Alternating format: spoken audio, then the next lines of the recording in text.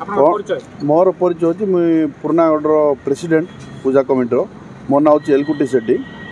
आउ कालीर घटना माने काली संध्या 6टा बेलू 6टा बेलू किसी दुर्बृत्त पिला मैंने आसिले 8 ରୁ 10 जन आसिक आम साई भितर आसिक साई भितर खंडागाजी धरी आसिले आसिक खोजाखोजी कले खोजाखोजी करने आमर दुईटा पिला आमर जो नुआ नूतन पार्कटा निर्माण होती से पार्क भितर बसते पार्क भितर बसवा बेले ये 8-10 पिला जाकि से 2 जन को आक्रमण कले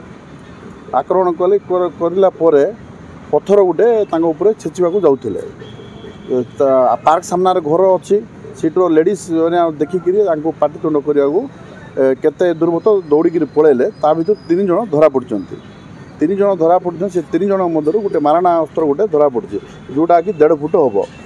आम धरिकी रखिलु रखिला राति पीसीआर वैन को फोन करिकी पुलिस हाथ में आम जिम्मा देचु शत्रुता माने एबे हमर जो पार्कटा नूतन पार्कटा होती से पार्क रे बाहर पिला जाक आसिक न्यूसेंस काम जाक कर आम एटा बारंबार पुलिस को जनईचु सर आमर पुरनागढ़ बाहर पिला जाक आसिक न्यूसेंस गंजाई मद पीकरी मंदिर पार्श्वर आमर डंगरदी उपर जो पानी टैंक अच्छी से पाखे पार्क रे बोली बहुत आम आगु भी पुलिस को आम जनईचु किंतु पुलिस प्रॉपर आपको ये करना ताकि से पिला बाहर साइर पिला आसिक न्यूसेंस कर न्यूसेंस करने जो आमर पिला माने